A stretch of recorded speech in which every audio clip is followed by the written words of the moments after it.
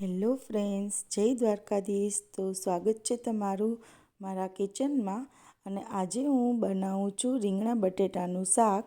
તો એની રેસીપી હું શેર કરું છું. તો એના માટે મેં અહીંયા 4થી 5 નંગ બટેટા લીધા છે અને 4થી 5 નંગ મીડિયમ સાઇઝના રીંગણા લીધા છે અને 1 ટમેટું લીધું છે જે શાકમાં નાખવા માટે. તો આપણે બટેટા પણ મીડિયમ સાઇઝના જ છે. તો અહીંયા મેં એને છાલ કાઢી લીધી છે અને હવે આપણે એને કટ કરી લઈએ. તો આવી રીતે આપણે બટેટાને લાંબી સ્લાઇસમાં કટ કરવાના છે. બહુ આછી પણ નહીં અને બહુ જાડી પણ નહીં, મીડિયમ સાઇઝની આપણે સ્લાઇસો કરવાની છે બટેટાની. તો આ રીતે જો તમે વિડીયોમાં જોવો છો એ રીતે બટેટાને આપણે કટ કરી લઈએ. તો અત્યારે શિયાળાની શરૂઆત પણ થઈ ગઈ છે. તો અત્યારે રીંગણાનું શાક ખાવાની મજા પડી જાય. તો આ રીતે આપણે બટેટા કટ કરી લઈએ અને હવે આપણે રીંગણાને પણ કટ કરી લઈએ. તો એને પણ આવી જ રીતે લાંબી સ્લાઇસમાં કટ કરવાનો. એને પણ બહુ આછા નહીં ને બહુ જાડી સ્લાઇસ નહીં, એને મીડિયમ સાઇઝમાં જ કટ કરવાનું છે.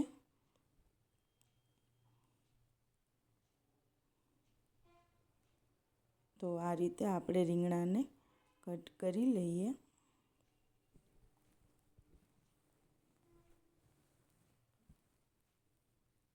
અને જ્યારે આપણે આ રીંગણા અને બટેટા કટિંગ કર્યા છે તો આપણું પાણી પણ સહેજ એમાં આપણે જે ક્ષાર હોય છે બટેટાનો અને રીંગણાને લીધે પાણી ડાર્ક થઈ જાય છે, કાળું પડી જાય છે. તો આપણે એને જ્યારે આ રીંગણા બટેટા સુધારી લઈએ ત્યારે આપણે એને 2થી 3 પાણીમાં ધોવાનું હોય છે. તો જો આપણું સહેજ પાણી પણ પહેલું થઈ ગયું છે કાળું અને આપણે આ રીંગણા બટેટા સુધારાઈ ગયા છે આવી રીતે લાંબી સ્લાઇસમાં. તો હવે એને 2થી 3 પાણીમાં ધોઈ લઈએ.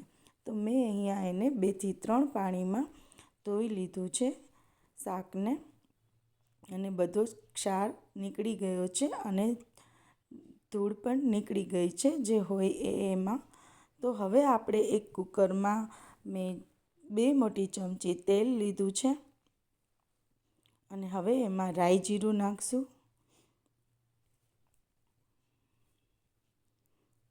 હવે રાઈ ચચળી જાય પછી એમાં અડધી ચમચી હિંગ,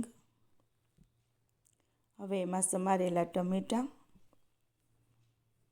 લસણની ચટણી મેં 1 ચમચી નાની ચમચી નાખી છે. તમે લસણ ન ખાતા હોય તો સ્કીપ કરી શકો છો.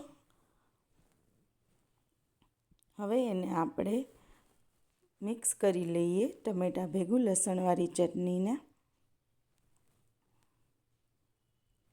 તો હવે આપણે એમાં આ સમારેલા રીંગણા બટેટા છે એ નાખી દઈએ અને આને આપણે પાણીમાં જ રાખવા પડે, નહીંતર રીંગણાને લીધે ફરી પાછું પાણી કાળું પડી જાય અને રીંગણા પણ સહેજ કાળા પડી જતા હોય છે. એટલે આપણે એને શાક વઘારીએ ત્યાં સુધી આપણે રીંગણા બટેટાને આપણે પાણીમાં જ રાખવાના હોય છે. તો હવે આપણે એને મિક્સ કરી લઈએ. કુકરમાં નાખી દીધા પછી તો હવે આપણે એમાં મસાલા કરી લઈએ. તો સૌથી પહેલાં તો આપણે હળદર નાખશું. મેં અડધી ચમચી હળદર નાખી છે. અડધી ચમચી ચટણી, તમે જે તીખું ખાતા હોય એ રીતે. ને હવે અડધી ચમચી ધાણા જીરું પાવડર, સ્વાદ પ્રમાણે નમક. હવે આ બધા મસાલા કરી લીધા છે તો હવે એને ફરી પાછું આપણે મિક્સ કરી લઈએ. તો આ રીતે મિક્સ કરવાનું અને તમે ચમચા વડે પણ કરી શકો. તો હવે આપણે મિક્સ થઈ ગયું છે.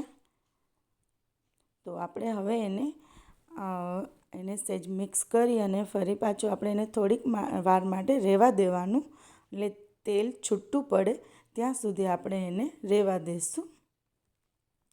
તો જો તેલ છૂટું પડી ગયું છે,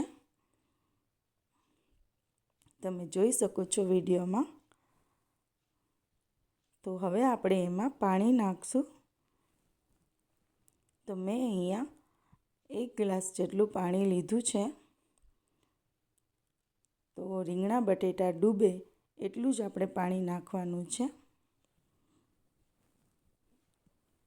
ને તમે રસાવાળું ખાતા હોય તો અડધા ગ્લાસ જેટલું પાણી નાખવાનું. આખા ગ્લાસ જેટલું, અને રસા વિનાનું એટલે કે કોરું શાક ખાવું હોય તો અડધો ગ્લાસ પાણી નાખવાનું. તો મેં અહીંયા રીંગણા બટેટા ડૂબે એટલું પાણી નાખ્યું છે. તો હવે આપણે એને ઢાંકણ ઢાંકી અને 2 થી 3 સીટી થવા દઈએ.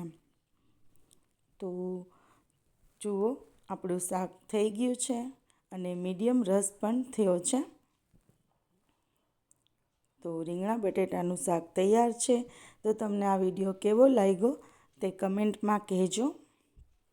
મારી ચેનલને સબસ્ક્રાઈબ ન કરી હોય તો સબસ્ક્રાઈબ કરજો, જેથી કરીને આવનારા નોટિફિકેશનની માહિતી તમને મળતી રહે.